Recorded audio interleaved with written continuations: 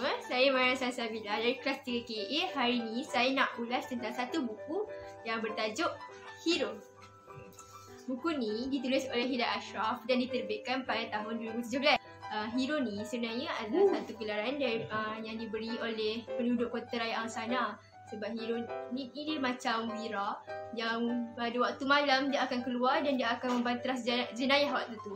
Hero ni dia akan menyamak buikan identiti dia. Dia pakai topeng, dia pakai suit supaya orang tak kenal dia.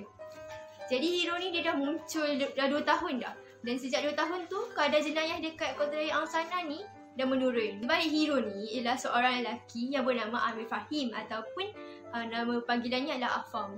Jadi kenapa Afam ni dia tiba-tiba nak jadi hero kan? Ya, Afam ni dia sebenarnya dia nak cari dalang di sebalik kematian mak ayah dia. Mak ayah dia ni dikatakan meninggal kerana kemalangan. Dan ayah dia ni antara salah seorang daripada 10 jutawan Islam yang membangunkan kota raya Angsana tu. Jadi dia ni antara anak orang penting lah. Dan dia agak ragu-ragu dengan kematian ibu bapa dia tu. Sebab bukan ibu bapa dia sahaja yang meninggal. Seseorang di sebalik kematian ni mungkin dibunuh atau apa, dia tak tahu. Afam dia ada satu pembantu ni, nama dia Pak Arbi. Pak Arbi ni adalah pembantu arwah ayah dia dan itulah orang yang paling rapat dengan dia. Jadi satu hari Pak Arbi dia ada membacakan wasiat daripada arwah ayah Afam. Dan dalam wasiat tu kandungannya adalah pewarisan harta daripada ayahnya. Kalau Afam nak mewariskan harta tu, ayah dia bagi syarat Afam kena kahwin dengan seorang perempuan yang bernama Afifah Husna. Jadi Afam macam terkejut sebab Afifah Husna ni dia seorang yang solehah, yang jaga agama dia, tapi bertentangan dengan Afam yang seorang yang sudah terpesong. Jadi dia kahwin tu dia dengan rasa terpaksa. Lepas kahwin Afam still dengan hero dia tu, dia still buat dalam rahsia dan tanpa beritahu isteri dia. Jadi sejak dia kahwin muncul pula satu kumpulan yang misteri yang macam seolah-olah nak menghentikan apa hikmat Afam ni terhadap kota raya Angsana. Jadi siapa orang ni kan, siapa kumpulan ni kan, apa yang dia akan buat kat Angsana? Dia ni orang jahat ke orang baik kan?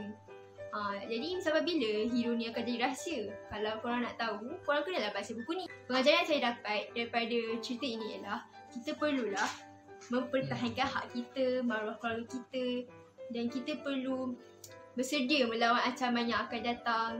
Dan kita tidak patut untuk diperdaya oleh ancaman daripada luar, daripada strategi-strategi licik mereka. Dan seterusnya, pengajaran yang kedua ialah yakin dengan keputusan yang ibu bapa kita telah putuskan kepada kita. Sebab ibu bapa ni dia tahu yang terbaik untuk anaknya.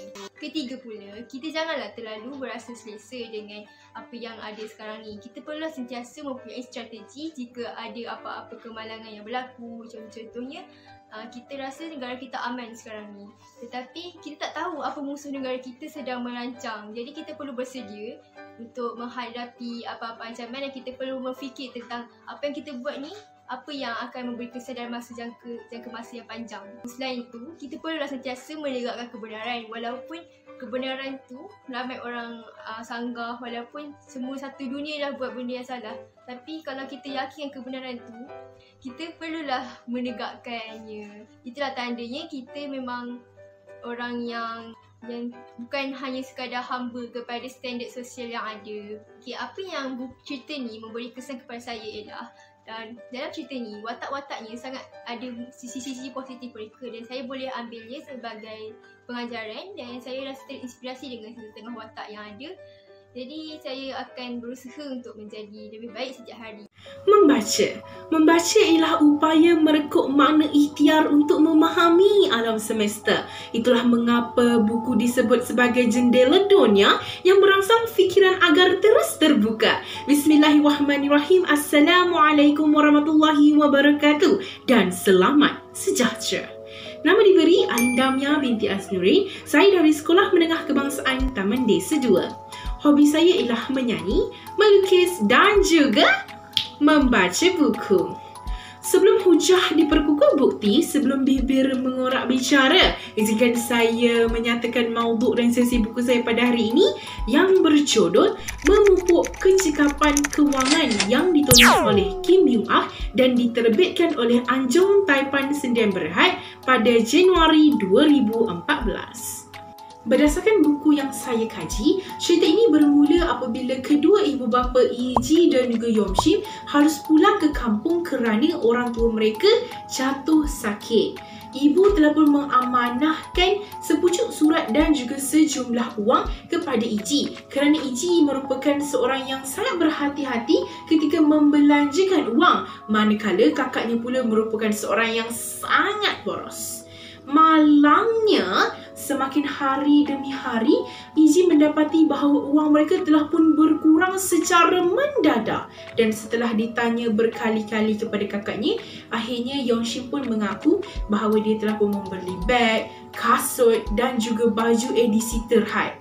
Dan Iji telah pun menasihati, namun perkara menjadi semakin teruk kerana panggilan telefon daripada pemilik kedai yang masuk daripada pagi hingga ke malam tidak henti kerana ingin menuntut kembali wang yang telah dihutang oleh kakaknya. Maka setelah hari demi hari, keadaan menjadi semakin teruk sehingga kan mereka tiada sebutir beras pun untuk dimakan pada hari itu. Lalu Iji sedang berjalan-jalan untuk pergi ke taman permainan. Dia terlihat satu paparan di mana tertulis pekerja diperlukan pembantu rumah. Jadi mereka pun berbincang dan mereka bersetuju untuk bekerja di rumah tersebut sebagai pembantu rumah. Pelbagai pancaroba yang telah diharungi oleh mereka sehingga Yomshim masuk ke hospital dan kecederaan yang parah di kakinya. Pada suatu hari, seorang pemuda datang kepada kakaknya dan menerangkan betapa pentingnya penabungan itu, betapa pentingnya untuk kita merancang perbelanjaan. Kerana ekonomi di Korea Selatan pada waktu itu telah pun merosot dengan sangat teruk. Kemudian lama-kelamaan kakaknya mula tersedar daripada kesilapannya dan dia cuba memperbaiki sedikit demi sedikit dan dia cuba mengawal nafsu perbelanjaannya. Dan setelah beberapa tahun, dia telah pun berjaya dinobatkan sebagai usahawan wanita termuda di Korea Selatan pada waktu itu. Baiklah, pengajaran yang boleh dikaitkan dengan isu semasa ialah seperti yang sudah kita sedia maklum bahawa setengah negeri telah pun melaksanakan Perintah Kawalan Pergerakan iaitu PKP. Jadi ramai rakyat Malaysia yang sudah kehilangan kerja, pangkatnya diturun, gajinya berkurang, ekoran majoriti rakyat Malaysia yang harus berkuarantin dan ini telah pun menyebabkan ekonomi negara sedikit merosot. Jadi bagaimanakah cara untuk kita menanganinya? Kerana pada waktu ini ramai rakyat Malaysia yang sedang buntu kerana memikirkan masalah kewangan. Baiklah, seperti yang sudah kita tahu bahawa dua beradik ini adalah sangat kecil ya. Mereka berumur 12 tahun dan juga 17 tahun. Tetapi mereka berusaha untuk bekerja demi sesuap nasi. Jadi apa yang boleh kita lakukan ialah kita boleh melakukan penjualan di atas talian dan macam-macam lagi. Baiklah, antara kesan ataupun impak bahan bacaan ini kepada saya dan disertakan dengan ulasan ialah saya jadi berminat untuk menabung kerana di dalam buku ini dia selitkan banyak sangat tips perbelanjaan, tips penabungan dan definisi-definisi seperti maksud untung, pengangguran, pelaburan dan banyak lagi. Jadi banyak perkara yang dapat saya belajar daripada buku ini. Bukan sahaja dapat menikmati jalan cerita, malah dapat menambah ilmu pengetahuan yang boleh dipraktikkan di sekolah, terutamanya pada mata pelajaran matematik. Wabillahi taufiq wal hidayah. Wassalamualaikum warahmatullahi wabarakatuh. Assalamualaikum warahmatullahi wabarakatuh dan salam sejahtera. Bak kata pepatah tak kenal maka tak cinta. Jadi izinkan saya memperkenalkan diri nama si empunya badan Nurul Izzah binti Amiruddin, berumur 16 tahun daripada Sekolah Menengah Kebangsaan Taman Desa 2 dan hobi saya ialah menyanyi, membaca buku dan memasak. Tanpa melengahkan lagi masa, mari kita dengarkan resensi buku yang bertajuk Hello Mr. Perfect. Buat pengetahuan anda semua, buku ini merupakan sebuah novel yang ditulis oleh penulisnya iaitu Wani Zakaria dan diterbitkan oleh Kaki Novel Sender Berhad pada tahun 2012. Dengan itu, izinkan saya meneruskan lagi penyampaian resensi buku saya pada hari ini berkaitan dengan sinopsis yang menceritakan tentang Muhammad Arif Fikri yang merupakan hero dan seorang yang kaya. Manakala Ainul Mardiah pula merupakan heroin serta dia berasal daripada keluarga yang susah. Mereka saling mencintai dan merancang untuk berkahwin. Namun disebabkan peraturan yang telah ditetapkan oleh keturunan keluarga Arif yang mementingkan aspek langkah bendul walaupun adik-beradiknya adalah lelaki. Dan keluarganya juga memaksa Arif untuk mencari jalan penyelesaian. Selagi anak sulung tidak berkahwin, maka Arif tidak boleh berkahwin. Lebih memberatkan lagi keadaan apabila keluarga Ainul hanya memberi masa selama 6 bulan untuknya membuat keputusan. Seterusnya, alung kepada Arif iaitu bernama Muhammad Izzul Islam adalah merupakan seorang yang kacak, tinggi dan menjadi tarikan ramai. Namun dia terlampau cerewet dan memerlukan pasangan yang juga sempurna sepertinya. Terlalu ramai gadis yang berdamping dengannya, namun tiada seorang pun yang dapat bertahan dengan sikapnya yang terlalu mengejar kesempurnaan itu. Oleh itu, tiada pilihan Arif cuba mendapatkan calon isteri untuk Izzul. Imbuhan sebanyak RM500,000 dijadikan sebagai cagaran sekiranya gadis itu berkahwin dengan alungnya. Muncul perempuan yang bernama Alia Adriana yang ketika itu terdesak dengan duit kerana hutang keluarga dengan alung, jadi dia terpaksa menawarkan dirinya. Akhir sekali Alia mampu memanipulasikan pemikiran Izzul yang terlampau mengejar kesempurnaan itu dan dia boleh bertahan dengan sikap Izzul sekiranya dia adalah calon yang terakhir. Di dalam novel ini, peribahasa ada mengatakan ukur baju di badan sendiri, iaitu Ainul Mardiah merupakan seorang yang miskin tetapi dia mencintai dan menyukai akan seorang lelaki yang kaya seperti Arif. Dan novel ini telah mengajar kita agar jangan pandang rendah terhadap orang lain. Antara pengajarannya ialah kita mestilah mempunyai sikap saling mencintai dan menyayangi antara satu sama lain. Selain itu, pengajarannya ialah kita haruslah bertanggungjawab dalam melakukan sesuatu pekerjaan seperti contohnya pemimpin negara kita bertanggungjawab dalam mentadbir negara. Di samping itu juga kita perlulah tidak mempunyai sikap yang terlalu mengejar kesempurnaan orang lain kerana semua orang tidak cukup sempurna tetapi masing-masing mempunyai kelebihan dan kelemahan tersendiri. Akhir sekali, terdapat beberapa kesan bacaan buku ini kepada diri saya, iaitu saya dapat merasakan perasaan kasih sayang terhadap orang yang rapat dengan saya walaupun secebis. Kesan kedua, semasa saya melakukan sesuatu pekerjaan, saya akan berasa sikap bertanggungjawab wujud dalam diri saya. Kesan terakhir ialah dahulu saya sering melihat kepada kelemahan diri saya sendiri, tetapi apabila saya baca buku ini, saya akan lebih melihat kepada kelebihan diri saya, bukanlah lagi saya melihat kepada kelemahan diri saya. Di sini, saya menyeru, marilah kita bersama-sama mengamalkan amalan membaca. Assalamualaikum warahmatullahi wabarakatuh dan sekian, terima kasih.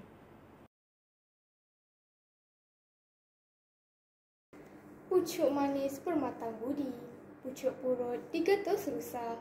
yang manis bernama budi, yang indah bernama bahasa. Bismillahirrahmanirrahim. Terima kasih Tuan Pengacara Majlis, yang berbahagia, guru-guru, kombinasi para juri yang arif lagi bijaksana, penjaga masa yang beriman, dan hadirin hadirat yang dekat di hati. Pergi ke pekan membawa raga, raga berisi si buah bidara. Marilah kita berpadu tenaga, alam sekitar perlu dipelihara. Assalamualaikum warahmatullahi wabarakatuh dan salam sejahtera pembuka bicara. Arena pada hari ini saya lembangkan sebuah ucapan yang berjudul Alam Sekitar Tanggungjawab Bersama. Alam sekitar memainkan peranan yang penting dalam kehidupan seharian kita. Alam sekitar yang tidak tercemar memberikan kita satu suasana yang selesa dan menyamankan. Sebelum saya meneruskan hujah saya pada hari ini, izinkan saya mendefinisikan dahulu tajuk ucapan saya. Menurut Kamus Dewan edisi keempat, alam sekitar ditarifkan sebagai segala yang ada di langit dan di bumi, manakala tanggungjawab pula merupakan satu kewajipan yang dipikul oleh seseorang. Hadirin dan hadirat yang dikasihi sekalian, penjagaan alam sekitar mempunyai beberapa kepentingan, terutamanya kepada individu, masyarakat, hidupan alam dan juga negara. Para hadirin yang dihormati sekalian, hayatilah hujah pertama saya. Setiap individu perlulah mempunyai ilmu pengetahuan tentang alam sekitar. Tanpa ilmu pengetahuan, generasi hari ini akan lupa tentang pentingnya alam sekitar terhadap kehidupan mereka. Cara yang terbaik adalah dengan menerapkan pelajaran alam sekitar di sekolah agar generasi kini sentiasa peka tentang alam sekitar. Bak kata pepatah, melentur buluh biarlah dari rebungnya. Warga Dewan yang mulia, pembentangan hujah saya yang kedua. Setiap masyarakat bertanggungjawab untuk memelihara alam sekitar. Pokok-pokok di hutan tidak seharusnya ditebang dan dibakar. Hal ini dikatakan demikian kerana kandungan gas oksigen akan berkurangan jika tiadanya tumbuhan hijau di muka bumi ini. Setiap manusia memerlukan udara yang segar untuk terus hidup. Tanpa tumbuhan di bumi, setiap individu akan mengalami masalah penyakit, khususnya masalah pernafasan akibat menghirup udara yang tercemar. Oleh itu, kita perlulah menjaga alam sekitar agar kesihatan diri sentiasa terjamin. Sidang pendengar yang setia, hujah saya yang seterusnya tentang pentingnya mengekalkan alam sekitar adalah penting kepada hidupan yang hidup di muka bumi ini. Menjadi tanggungjawab masyarakat hari ini adalah untuk membanteras aktiviti yang memusnahkan flora dan fauna. Misalnya, aktiviti seperti pembalakan, perindustrian, pembuangan sisa toksik dan lain-lain akan menyebabkan kepupusan bagi setiap hidupan di negara kita. Buktinya, kita boleh lihat sendiri populasi hidupan liar di negara kita semakin berkurangan. Contohnya, harimau Malaya yang kita banggakan selama ini hanya tinggal kira-kira 250 hingga 340 spesies sahaja. Oleh itu, kita perlulah berganding bahu untuk memelihara alam sekitar dengan mengadakan kempen kesedaran agar alam sekitar yang kita cintai dapat dipelihara. Hadirin hadirat, hujah saya yang terakhir tentang kepentingan memelihara alam sekitar juga memberi kepentingan kepada negara. Hal ini dikatakan demikian kerana keindahan alam sekitar boleh menjadi tarikan dan perhatian pelancong asing untuk datang ke negara kita. Malaysia yang berada di garisan khatulistiwa menerima suhu yang panas dan lembap sepanjang tahun. Salah satu tarikan pelancong adalah keindahan hutan hujan tropika di Malaysia. Peningkatan pelancong dari dalam dan luar negara akan meningkatkan pendapatan negara di samping memberi peluang pekerjaan kepada pengusaha industri tempatan. Oleh itu, ekonomi negara akan meningkat dan secara tidak langsung dapat mempromosikan keindahan alam sekitar negara kita. Terbang tinggi sirama-rama, guna sayap bukan tangan.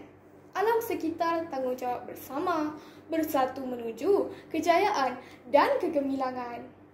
Sebelum saya menoktahkan ucapan ini, saya menyeru kepada semua masyarakat, terutamanya golongan remaja, untuk sama-sama mencanai minda, memelihara alam sekitar. Sayangilah negara kita, lindungilah spesies alam kita, ambil tindakan yang sewajarnya dan hargailah nikmat Tuhan yang kita miliki. Sekian, wabillahi taufiq wal hidayah. Wassalamualaikum warahmatullahi wabarakatuh. Puan Kalai and Teacher Rehan and Brian. Today my topic is being a teenager. I'm sure that every one of us in this room has a different perspective or different definition for the word teenager because our experience of it has been very, very different. In my personal point of view, I think that being a teenager is really a blessing and a curse. It is a blessing because our parents provide mostly everything for us. They provide food, shelter, and warmth for us. We don't have to worry about anything except for studies and going to school. But for me, it is also kind of a curse because we as teenagers means that we don't know who we are. We are constantly changing, growing, evolving into something new every day because we learn new things every day. Our surroundings changes us, they changes our perspective. We become a new person every day. I'm sure that most of us in this room has felt like they were out of place in some way at some point during our teenage years.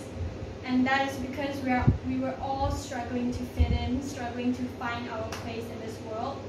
And we can get very, very confused by that. We start getting glimpses of the real world, whether it's through racism or misogyny. We see those problems and we feel helpless, we feel disgusted, and we feel lost for a while because we don't know if we have the power to change anything about that. So that is why I think being a teenager is both a blessing and a curse. We don't really have to worry about anything, yet we are constantly thinking about a lot of things, whether it's an anatomy of an atom or the scandal of the day. We are just struggling to find ourselves. Our life itself is a paradox. It's very contradicting, and we are just trying to find the truth in a lot of new things, in new bonds, in new feelings. We grow through them, we grow with them. And that's why I think as a teenager, we have the most wonderful time of our life because we are limitless at this age. We are capable of anything we dream of. We are vessels for endless opportunities, and we are all entitled to our own miracles. So I hope that when we do look back to our teenage years, we find no regrets and no bitterness there, just good memories and a thought that says maybe it really was the most enjoyable times of our lives. Thank you. We cannot hide from the undeniable fact that we're relying on technology so much. Whether we realize it or not, we are either partially depending or completely depending towards technology. In order to prove this statement, I would like to provide you in a hypothetical situation for you to think about. Let's say a solar storm is about to hit planet Earth right now. For people who doesn't know what a solar storm is a natural phenomenon which will interfere with the magnetic field of planet Earth and also affect the telecommunication line and electric appliances that we have today. So this is not a new phenomenon that has never took place before. Solar storms have actually happened several centuries ago. But believe me or not, this phenomena left everyone that were living in that era unscathed with no apparent effect. However, I won't say the same if it happens right now. If the solar storm were to happen right now, the obvious effect would be the economical sector will receive a huge dent people's job will be hanging on the line, and most importantly, everything will be thrown out of order and will land in a complete fiasco. Now, when I was thinking about this topic, I happened to stumble upon a rather intriguing question from the textbook, which was, can artificial intelligence replace teachers? Before I proceed any further into my speech, I would love to greet my most respectful teachers right here and the other members that are present here as well. My name is Rubindran, as I told before, and I'm from 4 Alamanda. So now coming back to this topic, in my point of perception, I believe it is a big fat no. The main reason of me believing in so is because artificial intelligence cannot operate or perform something that's out of its programming. So, unlike human teachers, artificial intelligence can only act as how it was programmed and cannot deal with unexpected situations. So let me give you an example. Let's say a student were to fall asleep before your very own eyes. Usually a human teacher would try to switch up their teaching method to become more engaging and active so that the students would receive a more effective learning and would be more active and participate more in the teaching and learning process. However, if it was artificial intelligence that's taking over teachers, artificial intelligence won't be able to do so because it will be sticked onto what it was programmed and cannot do something out of that. So, moving on to my next point. Upon the replacement of artificial intelligence over teachers, the obvious effect would be teachers will be losing their job.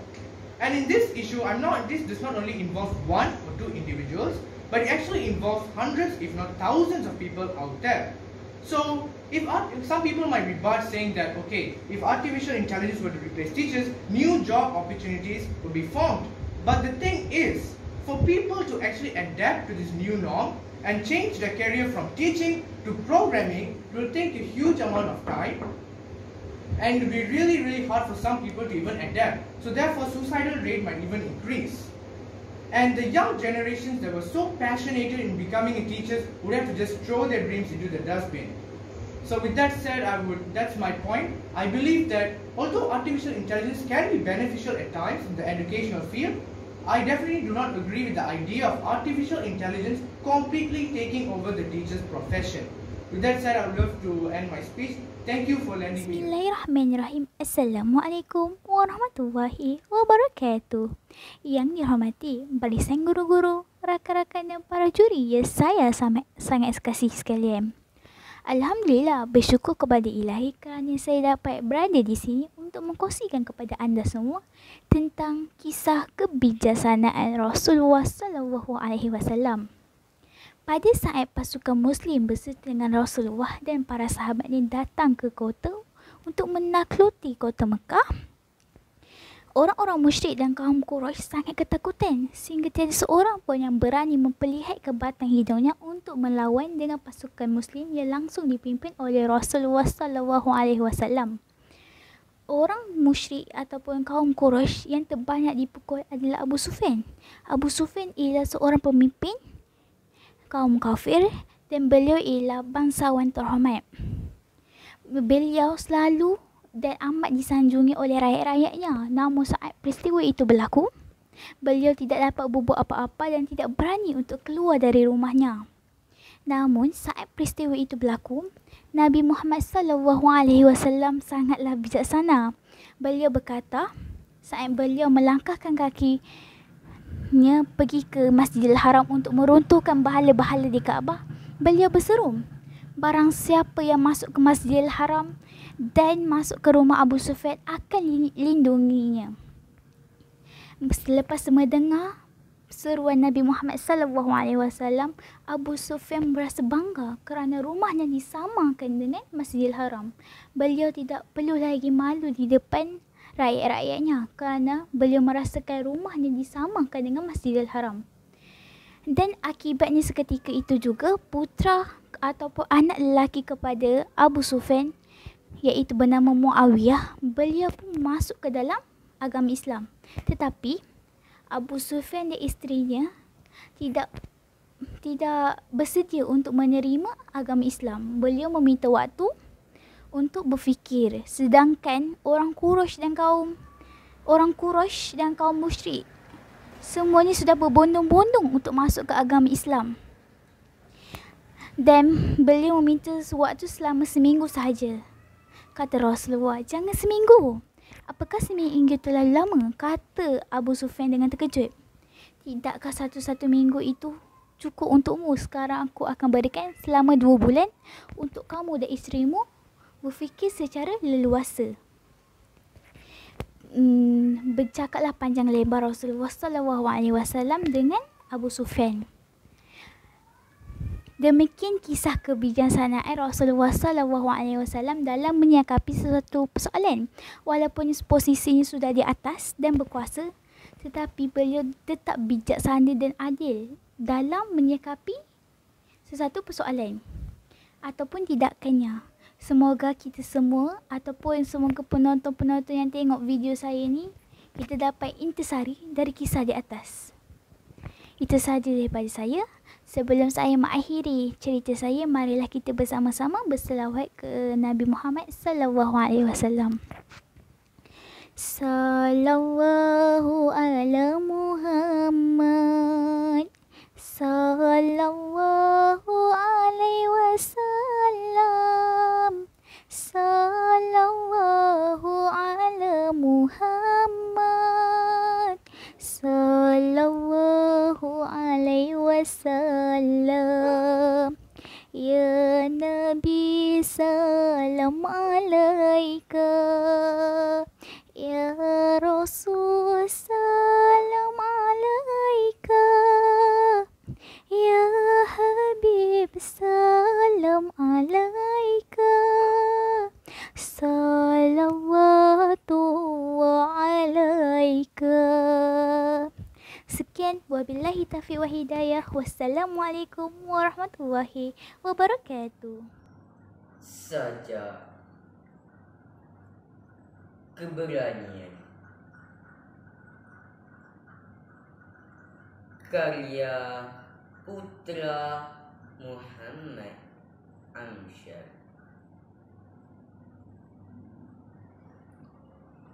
Keberanian. Keberanian itu adalah jiwa yang suci. Keberanian itu dapat menguatkan jiwa. Diri ini perlu ditegur. Kelak bunga wibawa akan mekar di dalam jiwa.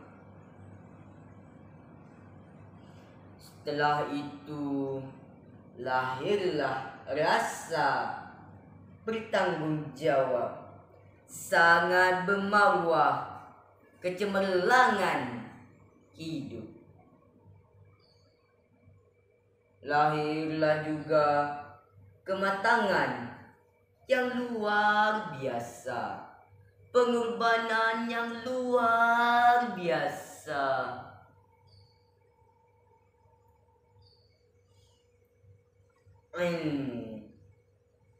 Punca keberanian. Kita perlu mencarinya.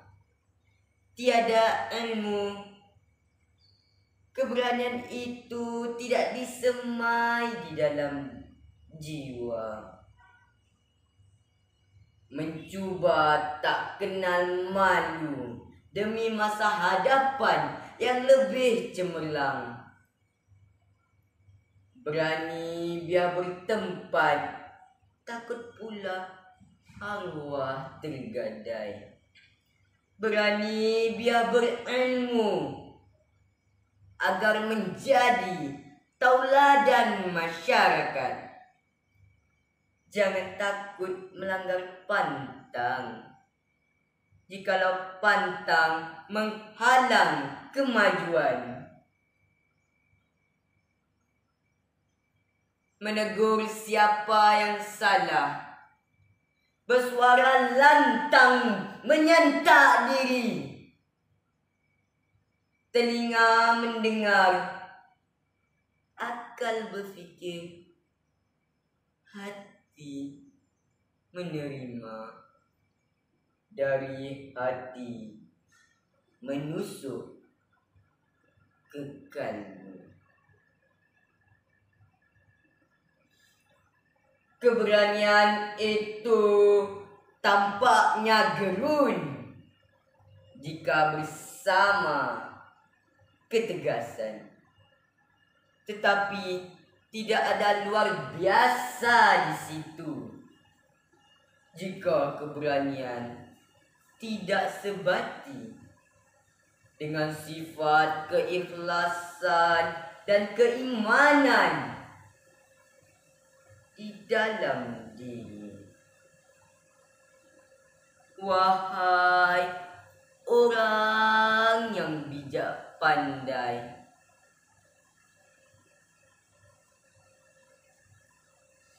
sesungguhnya engkau bukanlah dari kalangan orang yang maju ke hadapan, tetapi orang yang tampil beranilah yang akan maju ke hadapan.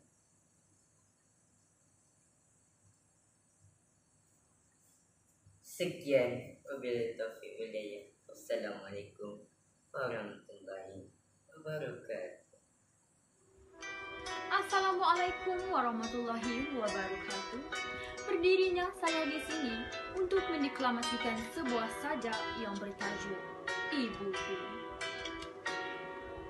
Ibu, setiap deras degupan jantungku, engkau mampu merasanya. Ketika aku sedih, gembira, gelisah, naluri ibumu bagaikan sebati dalam diriku. Ketika aku sedih, kaulah ubat kepada duka laraku, menceriakan dan menghakis perasaan yang melunturkan semangatku. Ketika aku gembira, kau juga turut berkongsi kegembiraan yang menyinari saat aku berada di muka bumi ini. Apabila gelisah menyelubungi jiwaku, engkau masih bersamaku, menolong menyelesaikan masalah yang tak sudah mengusutkan perjalanan hidupku. Ibu, selagi hayat di kandung badan, aku akan sentiasa mendampingimu, menjagamu, membelaimu hingga ke hari tua. Ibu, aku tahu kasih sayang yang kucurahkan kepadamu tak setanding dengan kasih sayang ibu kepada anaknya. Namun, terimalah keikhlasanku untuk menjaga insan yang mulia ini. Wabillahi taufiq wal hidayah. Wassalamualaikum warahmatullahi wabarakatuh. Sekian, terima kasih. Hi, this is Balkis with a poem recital today. We'll begin with the box, and the plural is boxes. But the plural of ox should be oxen, not oxes. If the plural of men is always called men, why shouldn't the plural of pen be called pen? Then one fowl is a goose, but two are called geese. Yet the plural of mouse should never be meese. You may find a lone mouse or a whole nest of mice. But the plural of house is houses, not highs. So the English, I think you all will agree, is the queerest language you ever will see.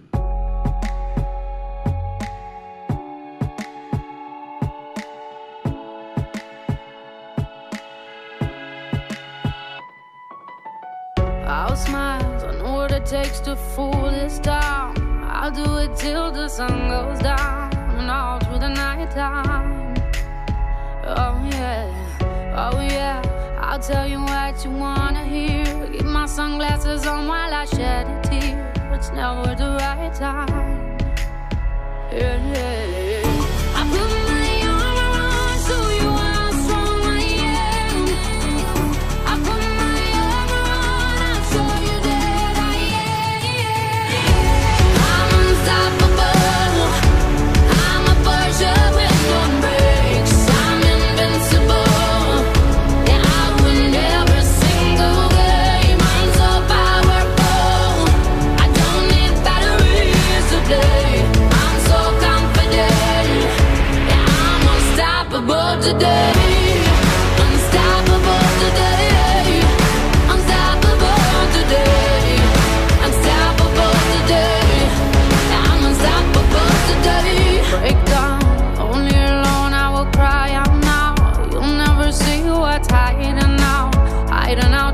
down.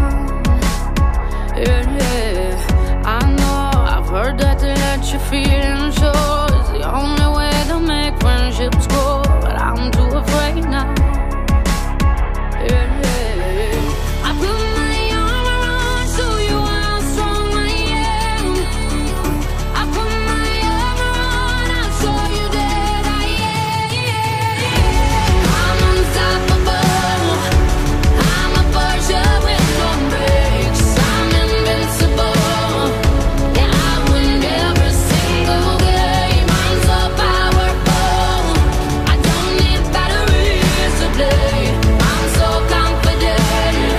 Yeah, I'm unstoppable today. Unstoppable today. Unstoppable today. Unstoppable today. I'm unstoppable today. Unstoppable today. Unstoppable today. Unstoppable today. I'm unstoppable today. I put my arm around, show you how strong I am. I put my arm around, I'll show you that I am. I'm unstoppable. I'm a Persia with no brakes. I'm invincible. Yeah, I win every single game. I'm so powerful. I don't need batteries to play. I'm so confident. Yeah, I'm unstoppable today. Unstoppable today. Unstoppable today. Unstoppable today. Yeah, I'm unstoppable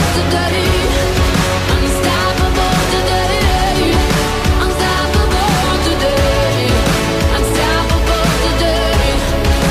Unstoppable today. Unstoppable today. Yeah, I'm